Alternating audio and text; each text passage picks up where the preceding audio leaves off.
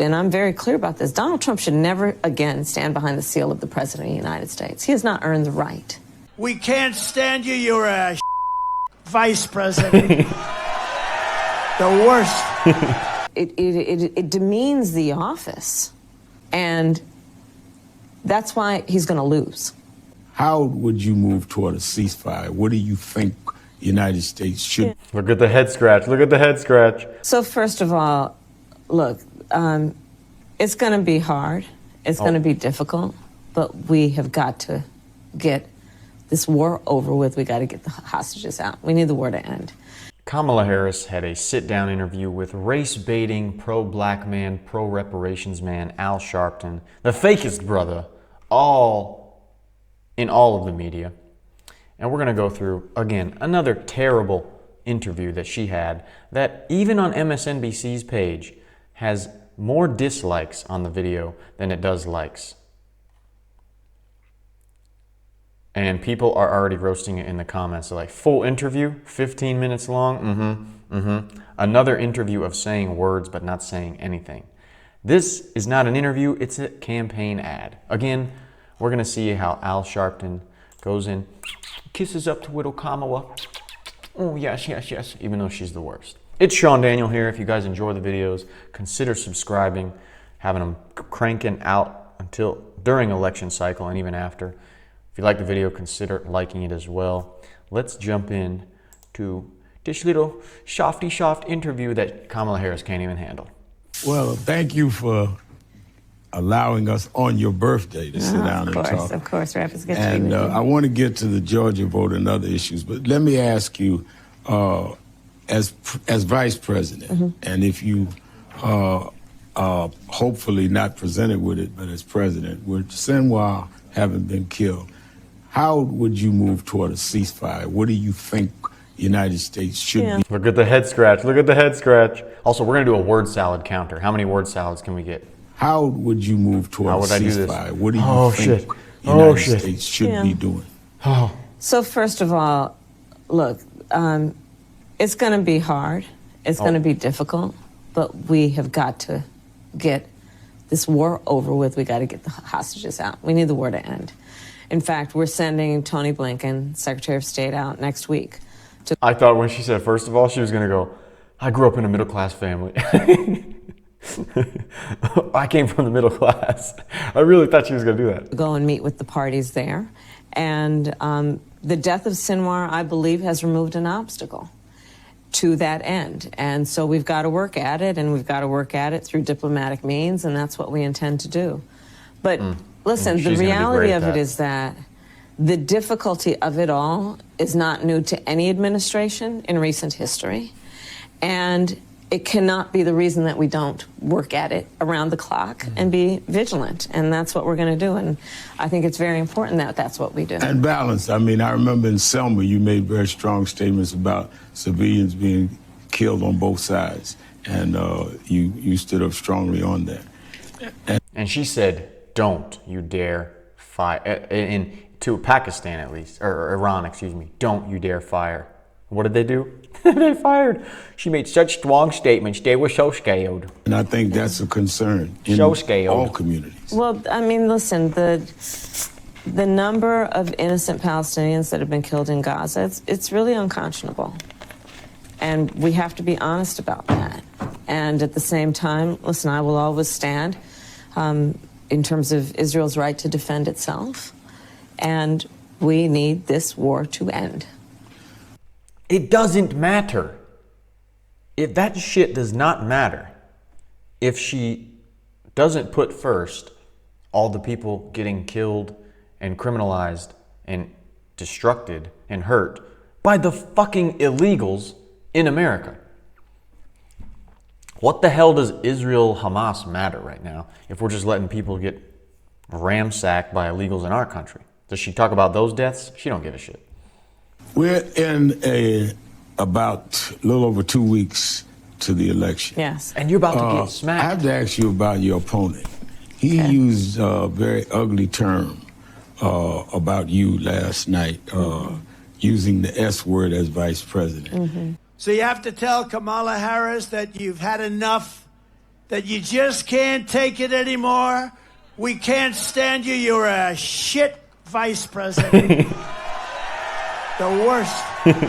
You're the worst vice president. Kamala, you're fired. Get the hell out of here. You're fired. Get out of here. And how do you react to this kind of street talk from someone who wants to be president again, that was president? I've known you a long time, and I know you have thick skin, but I'm not asking you as a person, because I know you're used to that. But what does it do, in your opinion, to the standards we're setting for our young people all over the country when we're using this kind of locker room street talk about an opponent for president of the United States?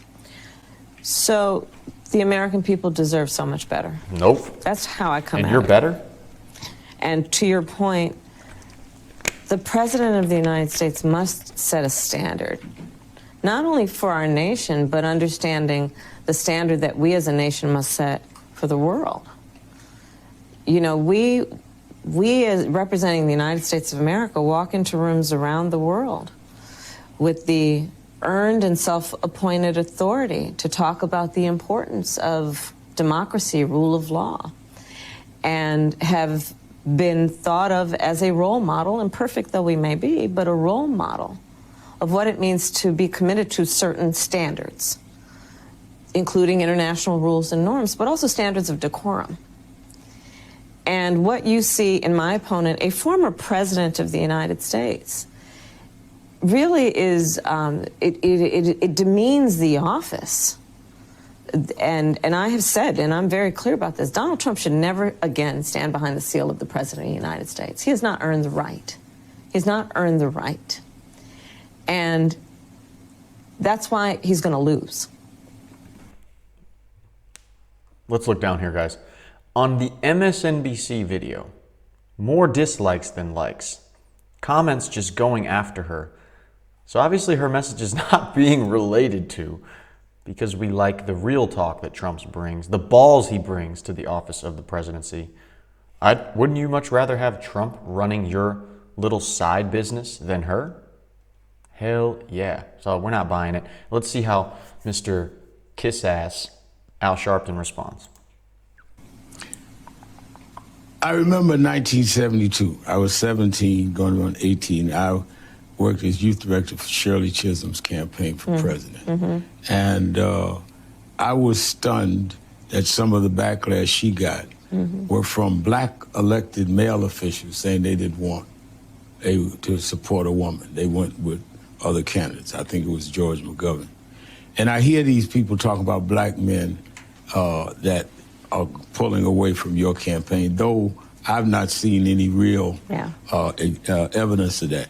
Do you think some of the resistance of some men, black and white, is misogynist? And are you proud to see that most Americans, even being polled, have no problem supporting a woman at all? And I'm one that lived from Shirley to Kamala in terms of these campaigns. And I have an emotional reaction to you raising the point of Shirley Chisholm, because it is on her broad shoulders that I stand, and so many of us stand. And we have come a long way, to your point, and on your specific point about including the fact that I have the support of countless black men who are in elected positions, including I'm just this afternoon and 2 church visits today with the mayor of Atlanta.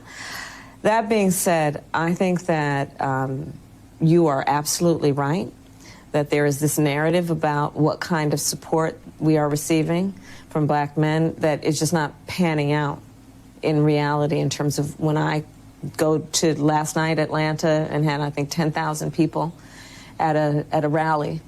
I will also say this, Rev.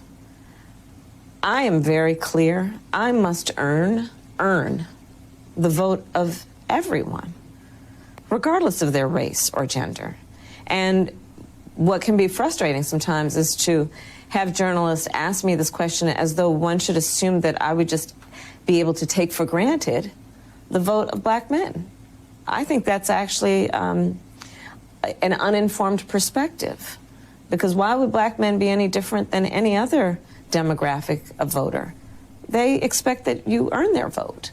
And that is why I am talking and presenting my policies in a way that are, of course, for all Americans, but I will also speak about the specific impact that I can see it having on different demographics of voters. Well, That was a pretty good answer, honestly. The beginning was a lot of BS, but right there, that she should just earn the vote is really true, not because just they're black.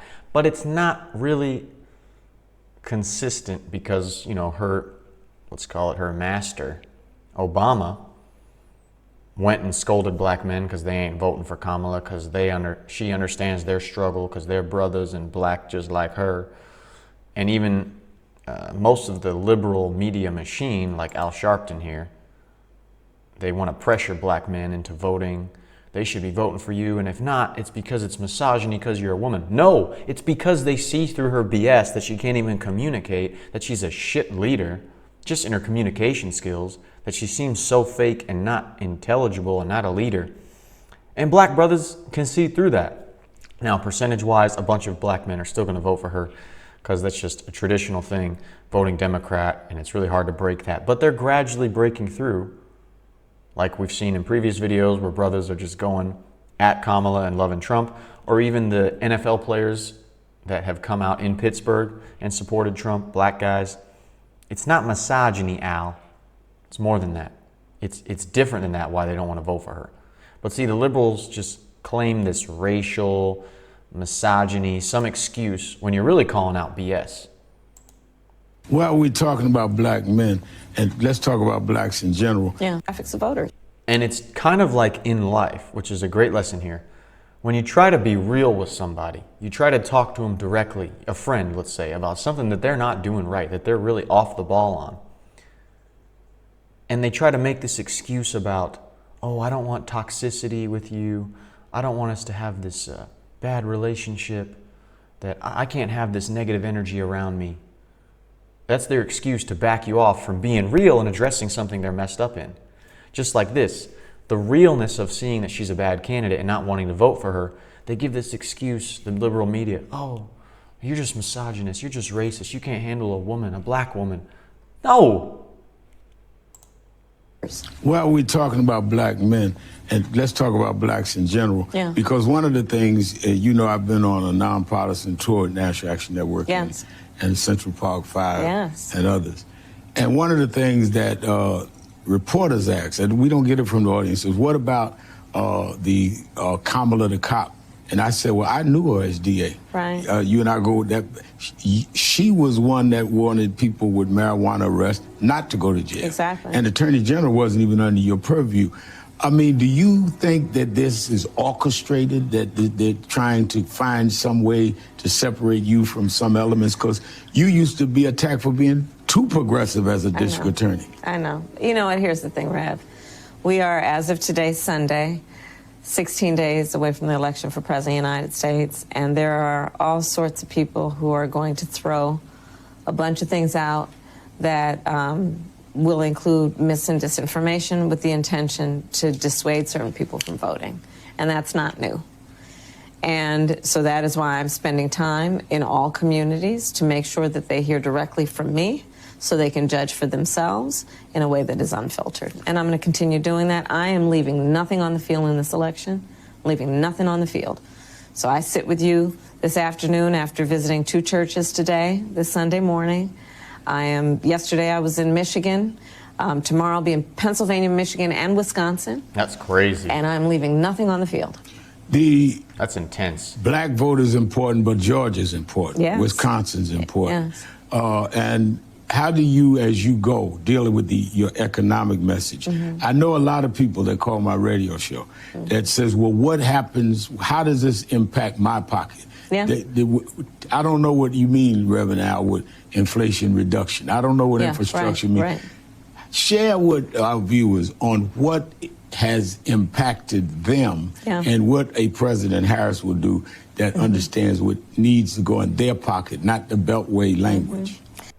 Word salad time. This is where she always gives the word salad. Hope you got some extra veggies and some dressing to throw on this baby. So it's a very legitimate and important question that voters ask that we should respond to on the affirmative without waiting for the question. So for example, how will it affect individuals? Part of my plan is to expand the child tax credit to $6,000, and in particular to target young parents in the first year of their child's life to make sure they have the resources to buy a crib or a car seat or clothes, because we know that the vast majority of our parents have a natural desire to parent their children well, but not always the resources. Especially when you also recognize that we did this, which is expand the child tax credit for less than I'm proposing now, but when we did, we reduced childhood poverty in America by 50%, black childhood poverty reduced by half. Part of my plan is to deal with the home health care of seniors. And I tell a personal story. I often go off script to tell a personal story. When my mother was sick, as it turned out she was dying from cancer, I took care of her. And to take care of an elder relative means to try and cook something they feel like eating or can eat. It means trying to put clothes on them or give them clothes that don't irritate their skin, to help them put on a sweater. It means trying to figure out a way to just bring a smile to their face from time to time, to say something that might make them laugh. It's about dignity. And far too many people who are taking care of elder relatives are struggling, because to do that means often they may have to leave their job, which means they're going to reduce their income, or they have to pay down their savings to qualify for Medicaid.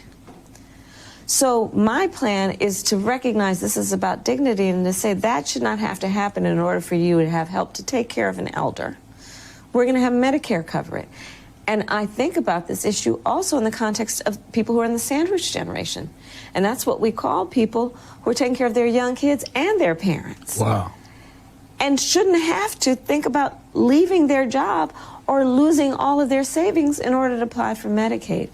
These are examples. I talk about what I intend to build, which is an opportunity economy, which in large part understands the vast majority of Americans have ambition, aspirations, they have an incredible work ethic, they have dreams, but not necessarily access to the resources that allow them the opportunity to achieve their goals.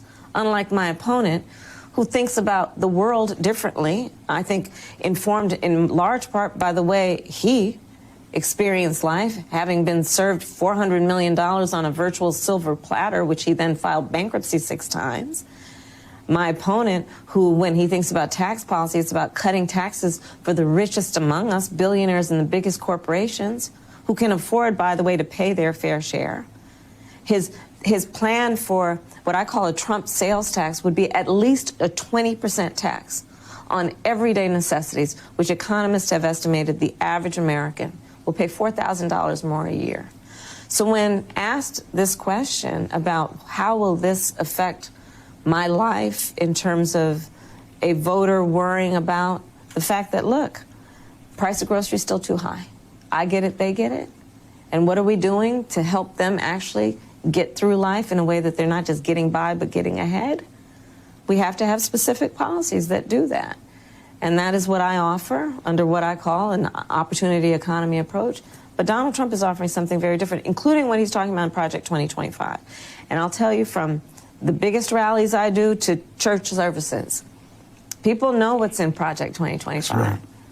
They know that it would allow corporations to basically stop protecting the right of workers to have overtime pay.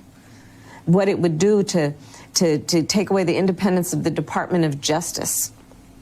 And as we know, he intends to use it to attack his political enemies. People are very concerned by what Project 2025 would do, which is to get rid of public servants who have dedicated their lives to doing public service and instead putting loyalists in these various agencies so that he can have them bend to his will instead of do the work that is in the public trust. There's a lot to unpack there that was absolute BS. Trump simply says about his economic policy, tax cuts. And not just for the rich. He says no tax on tips.